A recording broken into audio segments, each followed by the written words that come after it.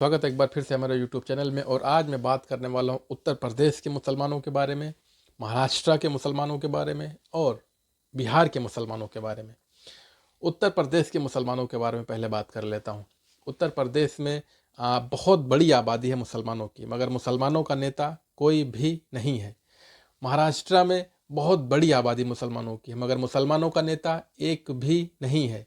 बिहार में बहुत बड़ी आबादी है मुसलमानों की, मगर मुसलमानों का नेता एक भी नहीं है। क्यों नहीं है, आप हमारे साथ वीडियो में लास्ट तक बने रहें। पूरा हम आपको समझा रहे हैं किस तरीके से आपको पॉलिटिकल तौर पे दूर रखा जा रहा है। हमारे चैनल को अगर सब्सक्राइब नहीं किया तो हमारे चैनल को जरूर सब्सक्राइब करें, हमारे वीडियो को लाइक करके एक अच्छा सा कमेंट जरूर करें।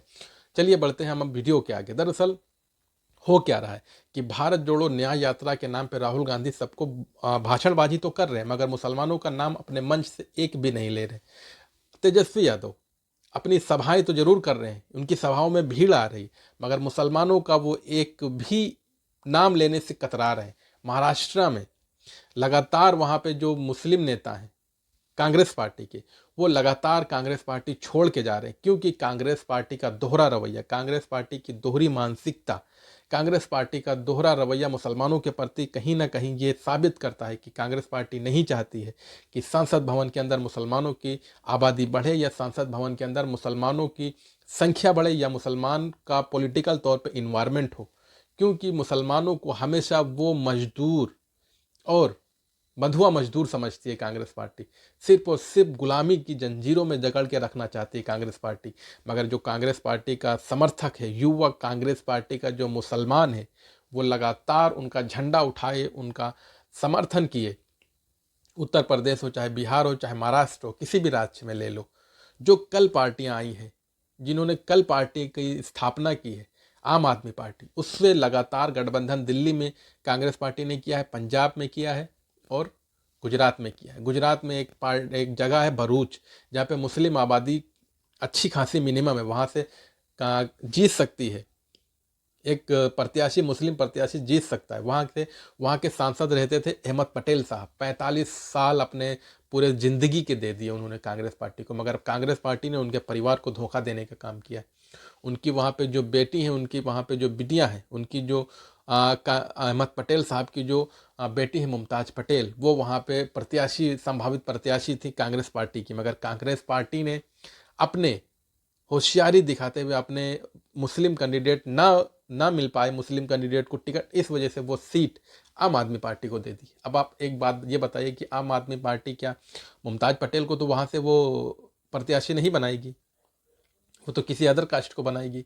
तो कल पार्टी आई है जो गुजरात में, उससे गठबंधन कर लिया, मगर AIMIM भी उससे पहले वहाँ गठबंधन चुनाव लड़ रही है, जबकि वो अच्छे खासे वहाँ पे वोट उसको मिले, उसका एक मेयर भी है, मगर फिर भी अभी तक कोई भी उससे समझौता नहीं हुआ है। क्यों नहीं हुआ है? कि उसको लगता है कि अगर कांग्रेस पार्टी AIMIM से बात करेगी, उनके साथ गठबंधन करेगी, तो मुसलमान एक तरफा उनको वोट देगा, वो इंटरनेशनल तौर पर मशहूर होंगे और इनकी अलग पार्टी जो है तैयार हो जाएगी। तो इस वजह से कांग्रेस पार्टी बिल्कुल भी नहीं चाहती है कि मुसलमानों का इन्वायरमेंट हो, मुसलमान संसद भवन में ज़्यादा से ज़्यादा पहुँचे। क्योंकि अभी तक तो गुजरात से कितने साल हो गए चुनाव होते हुए, लगातार तीसरी चौथी बार बीजेपी वहाँ से जीती, कांग्रेस पार्टी उसको हराने में नाकाम रही है। मगर हर चुनाव में कांग्रेस पार्टी ये मुसलमान नौजवानों के कान में फूंक देती है कि आप लोग बीजेपी हराओ। मतलब वो ये नहीं कहती है कभी भी कि आप लोग अपना इन्वायरमेंट करो, या वो ये नहीं कहती है कि हम आपका विकास करेंगे।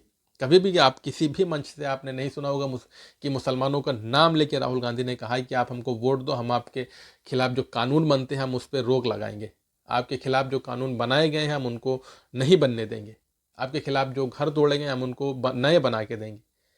ऐसा बिल्कुल भी राहुल गांधी नहीं कहते। और वो क्यों कहेंगे? क्योंकि उनको लगता है कि मुसलमान तो बेवकूफ़ है, मुसलमान तो बंधुआ मजदूर है हमारा, बीजेपी की तरफ वो जाएगा नहीं। बीजेपी आपकी दुश्मन नहीं है, मैं आपको फिर बता रहा हूँ, खुला बता रहा हूँ, मैं बीजेपी आपकी दुश्मन नहीं है, बीजेपी मुसलमानों की दुश्मन नहीं है। बीजेपी उतना ही काम करती है जहाँ तक उसका चुनावी फ़ायदा होता है, वो चाहे मुसलमान हो, चाहे गैर मुस्लिम हो, चाहे हिंदू हो, चाहे दलित हो, उसका चुनावी फ़ायदा होगा तो वो अपने फ़ायदे के लिए काम करती है। मगर कांग्रेस पार्टी दुश्मनी अदा करने के लिए कांग्रेस पार्टी मुसलमानों के लिए काम करती है। क्योंकि अगर ऐसा नहीं होता तो कांग्रेस पार्टी भरूच की सीट जो थी, अहमद पटेल साहब की बेटी जो मुमताज़ पटेल वहाँ से संभावित प्रत्याशी थी, उनको वो कांग्रेस पार्टी ये कह के अगर आम आदमी पार्टी से गठबंधन किया तो उनसे कहती कि हम आपसे गठबंधन तभी करेंगे जब ये यहाँ की भरूच की सीट वो आप मुमताज़ पटेल को देंगे। ऐसा कांग्रेस पार्टी कह सकती थी, गठबंधन है तुम्हारा, उनको मानना पड़ता। मगर ऐसा बिल्कुल भी नहीं किया उन्होंने, क्योंकि उनको लगता है कि अगर अगर गुजरात से कोई मुसलमान संसद भवन के अंदर पहुंचेगा तो फिर वहाँ के जो मुसलमान हैं उनकी आवाज़ उठेगी, वहाँ के मुसलमानों के साथ जो गलत हो रहा है तो उनकी आवाज़ उठेगी, तो उससे हमारी पोल खुल जाएगी, वहाँ का मुसलमान फिर हमको वोट नहीं देगा। ऐसा कांग्रेस पार्टी की मानसिकता मुझे ऐसा ही लगता है। ऐसा ही मुझे महाराष्ट्र में लगता है। महाराष्ट्र में कितने साल हो गए, कोई भी सांसद मुसलमान नहीं आया अभी तक वहाँ से, 15 से 16 साल हो गए। मगर जब AIMIM एंट्री मारती है वहाँ पे, तब वहाँ से इम्तियाज़ जलील चुनाव जीत के आते हैं। 15 साल पुराने चंद्रकांत खैरे शिवसेना के सांसद को हराते हैं। तो क्या मुसलमान कर नहीं सकता है? मुसलमान कर सकता है, बशर्ते मुसलमानों को एकजुट होना पड़ेगा। मुसलमानों को ये सोचना पड़ेगा कि हमारा नेता कौन है। मुसलमानों का नेता तेजस्वी यादव नहीं हो सकता है, मुसलमानों का नेता राहुल गांधी नहीं हो सकता है, मुसलमानों का नेता अखिलेश यादव नहीं हो सकता है। क्यों नहीं हो सकता है? क्योंकि ये लोग अपनी पार्टी लाइन के हिसाब से काम करते हैं। अगर इनकी पार्टी लाइन में कोई भी मुस्लिम नेता मुसलमानों के मुद्दे पर बोलता है, या तो उसको सस्पेंड कर दिया जाता है, या तो उसको संसद भवन के अंदर से भगा दिया जाता है, या उनको पार्टी से निकाल दिया जाता है।